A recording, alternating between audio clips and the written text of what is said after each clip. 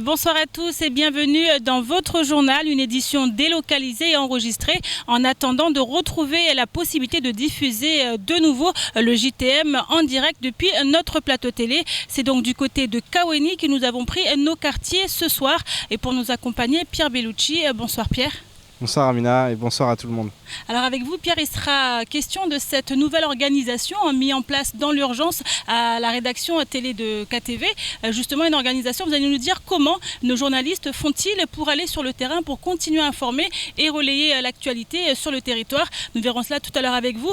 Comme on le disait justement après les événements de la semaine dernière, il y a quelques jours, KTV et Kwezi FM en ont fini de compter les pertes. Si pour la radio le préjudice ne devrait pas compromettre la continuité du média, pour la télé, l'heure du grand chambardement a sonné. En effet, l'objectif fixé par le groupe est de reprendre une reprise effective de la télé le 1er avril prochain. Puis pour y arriver, la route est encore longue, mais d'ores et déjà, un technicien y arrivé de la métropole est actuellement à la tâche, en train de s'atteler à faire en sorte que la télé puisse reprendre très prochainement. Un sujet signé Pierre Bellucci et Adèle Laurent. Si KTV n'aimait plus, tout est actuellement mis en œuvre pour que la chaîne redémarre au 1er avril. À ce titre, un ingénieur envoyé par Parabole s'attelle à diagnostiquer l'ampleur des dégâts matériels afin d'envisager la suite. Le diagnostic est assez mitigé. Une bonne partie du matériel peut être réutilisé, celui qui n'est pas cassé. Par contre, il manque une grosse partie du matériel de télédiffusion, c'est-à-dire de transmission des images, des serveurs, des logiciels de diffusion qui permettent à faire la télé de tous les jours. Ma mission, dans un premier but, sera de faire une évaluation financière du matériel, des équipements à racheter pour remettre cette télévision en mode de diffusion. Et après, évidemment, réinstaller ce matériel et de remettre vraiment cette télévision en marche. En effet, la première étape consiste à tester le matériel restant, comme nous l'explique l'un des réalisateurs de KTV. On essaie petit à petit de remettre en route la régie KTV, c'est-à-dire tout ce qui concerne la télé. Et ce matin, effectivement, on a testé les caméras déjà, parce que, comme vous le savez, comme vous les avez vus sur les images, il y a des caméras qui étaient tombées par terre. Donc on les a testées pour savoir si tout fonctionne normalement, qu'il n'y ait pas de soucis. On a aussi testé ce qu'on appelle le mélangeur, ce qui nous permet de changer des caméras, enfin techniquement c'est ça.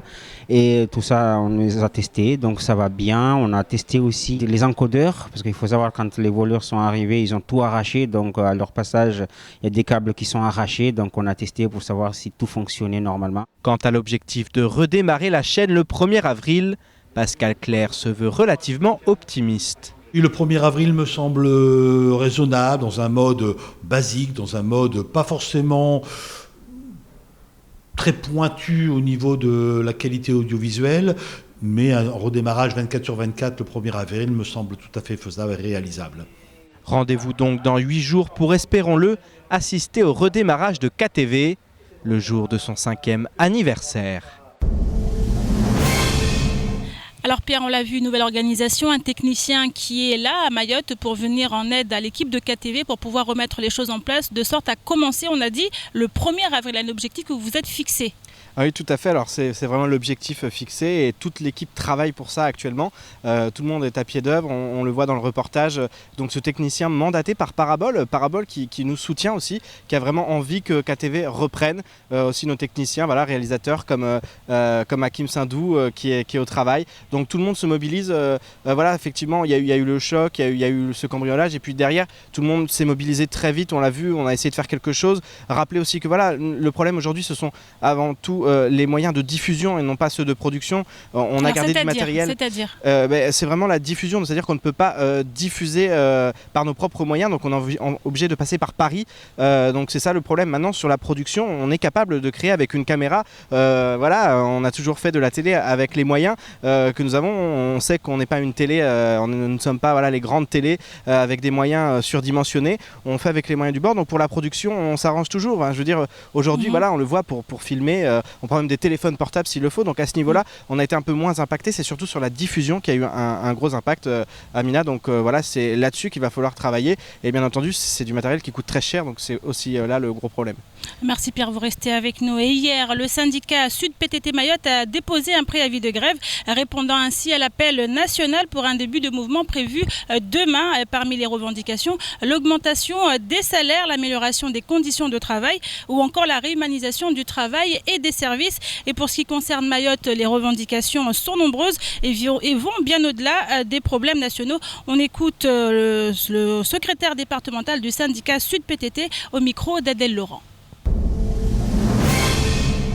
Faites quelque chose. Faites quelque chose. Montrez-vous que vous êtes de vrais responsables. Vous pouvez faire quelque chose pour faire évoluer Mayotte. Et ne soyez pas que de chasseurs de primes.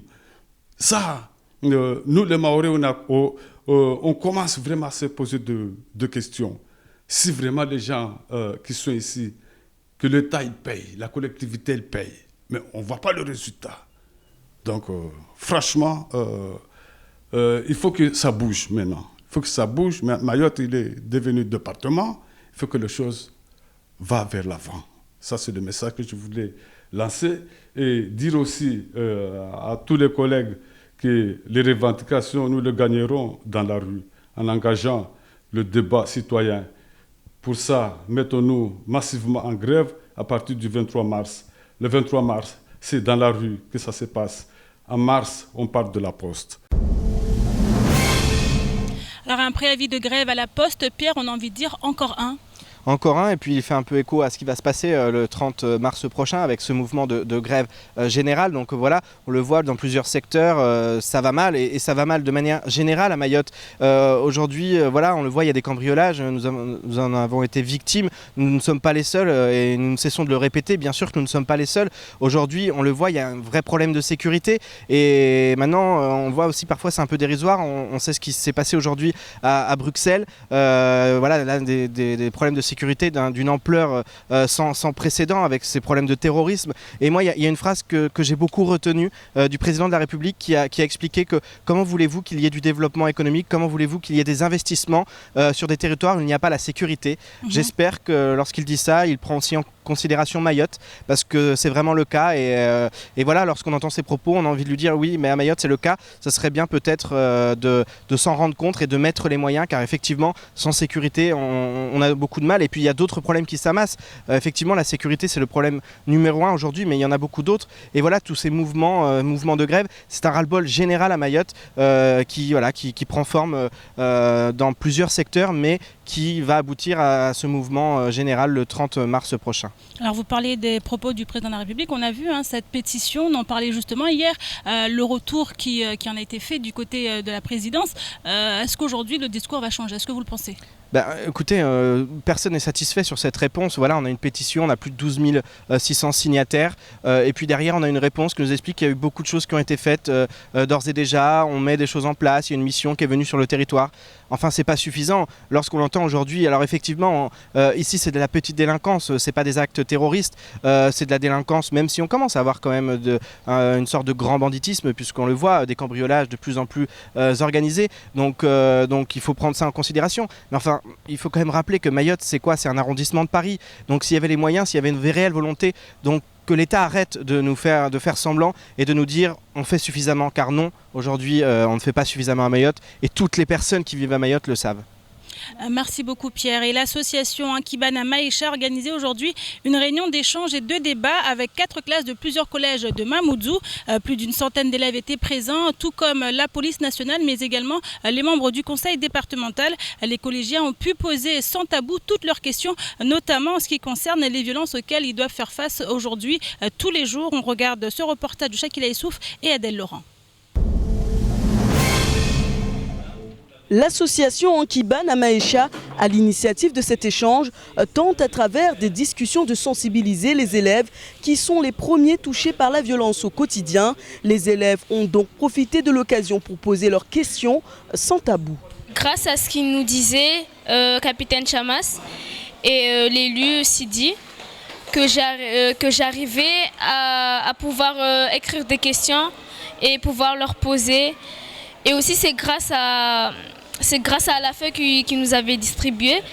Les questions que j'ai posées, pour moi j'ai eu mes réponses. Parce que d'abord, la violence à l'école, ça vaut le coup d'agir ensemble. On peut tous travailler ensemble s'il le faut. Nos enseignants, eux, ils ont déjà leur vie, ils ont déjà leur travail, ils ont déjà une famille. Et nous, on est en train de fonder notre avenir. Du coup, pour moi, la violence, c'est pas un truc bien, il faudra qu'on arrête. C'est pas parce que l'autre, il est de Vaibé, de Passamenti ou de Tsunzu, qu'on va s'entretuer parce que juste l'autre, il est de Vaibé. C'est pas comme ça.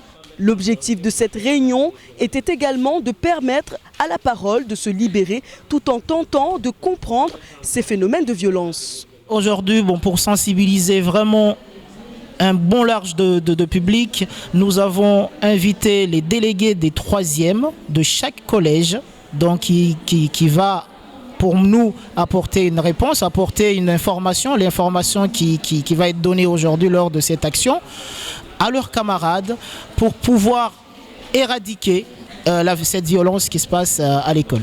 Je sais par information que les chefs d'établissement ont mis des outils en place de partenariat parce que le but c'est de dialoguer, le but c'est de communiquer et que tous les acteurs, que ce soit élus, que ce soit établissement, que ce soit police, s'ils arrivent à communiquer ensemble, bien sûr en donnant l'opportunité aux élèves de s'exprimer, de dire qu'est-ce qui se passe au sein de ces établissements, parce que nous sommes à l'extérieur, nous ne voyons pas ce qui se passe là-bas, c'est les élèves qui peuvent en parler. Une première édition de rencontre réussie entre représentants d'institutions publiques et élèves sur le thème « La violence à l'école, ça vaut le coup d'agir ensemble » en collaboration avec la mairie du chef-lieu et les partenaires du conseil départemental et de la police nationale. Cette action est appelée à être reconduite régulièrement tant la violence et la délinquance représentent un frein pour le développement du 101e département, mais aussi et surtout pour l'avenir de la jeunesse mahoraise.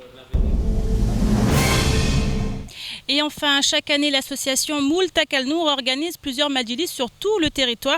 Plusieurs intervenants du monde entier font les déplacements pour l'occasion. Et cette année, la mairie de Chirongui a pris part au projet, un événement religieux qui rassemble chaque année de nombreux Mahorais, tandis que la tournée des majlis devrait, elle, débuter dès le 14 avril prochain. Toutes les écoles coraniques se préparent donc à présenter les meilleurs élèves à cet événement très attendu par les Mahorais. Un reportage signé Shakila Essouf et Leslie Vimley. Rajab fait partie des 4 mois sacrés de l'islam avec Muharram, Dhul-Qida, Dhul-Hijjah. Durant ce mois, la trêve doit être respectée et les actes d'adoration doivent se multiplier. À Mayotte, l'association Moultak Al-Nour se bat chaque année pour offrir aux musulmans de Mayotte des manifestations à la hauteur de l'événement. Absolument, c'est la convivialité, il faut nous voir ensemble. La fierté de représenter cette culture, cette identité et cette religion que nous aimons tant, cette religion qui est très belle aujourd'hui, qui est dans d'autres endroits ailleurs, un peu, je dirais, malmenée, bafouée, méconnue. Ça me fait plaisir parce que nous avons eu un député, Ibrahim Aboubakar, qui a soutenu de dire nous devons être ici, nous les Mahorais, l'exemple même de la religion musulmane. L'identité même au niveau de la nation, au niveau de la France, de l'Europe même, du modèle de la religion musulmane. Après avoir travaillé 6 mois pour mettre en place la tournée des Majlis à Mayotte, les organisateurs de ces rassemblements religieux s'apprêtent à accueillir plusieurs intervenants religieux venus des 4 coins du monde. Cette année, une délégation de représentants religieux venus d'Arabie Saoudite sera présente. Une fierté pour l'un des représentants de l'association Moultak Al-Nour. Ce mois de Rajab, le Majlis c'est un peu spécial parce qu'on réunit toute l'île de Mayotte et voire même on a des invités qui arrivent de l'extérieur. Et pourquoi on a choisi le mois de Rajab et le premier jeudi? Parce que ce premier jeudi de Rajab, dans l'islam, ça a beaucoup de valeur. Soi-disant, c'est le jour où il y a eu la fécondation de notre prophète Mahomet, Mohammed sallallahu alayhi wa sallam. Au cours de ces majlis se tiendra un discours plus communément appelé Ad-Dawa, où les intervenants religieux interviendront sur le sujet de l'islam et ses comportements.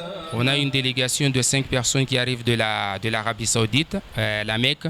On a une délégation des îles voisines et les Comores, Ngazidia et Anjouan. Et on a aussi des invités de Kenya, Nairobi. Donc le changement cette année, c'est l'arrivée de la délégation saoudienne. Et puis cette année, on va commencer la semaine par une conférence prévue à Pamandzi le 13 avril. Cette 8e édition est très attendue par la population mahoraise et chaque jeudi soir sera organisé un majlis dans les différents villages de l'île. 12 majlis vont ainsi se dérouler à partir de 20h jusqu'à l'aube. C'est la fin de cette édition. Merci pour votre fidélité à KTV. Une édition disponible sur YouTube et sur notre site l'infokwezi.fr. Et demain matin, dès 6h, retrouvez sur les ondes de Kwezi FM Patrick Mian ainsi que toute l'équipe de la matinale. À 19h, la rédaction et moi-même vous accueillerons pour une nouvelle édition enregistrée. Bonne soirée à vous et à demain.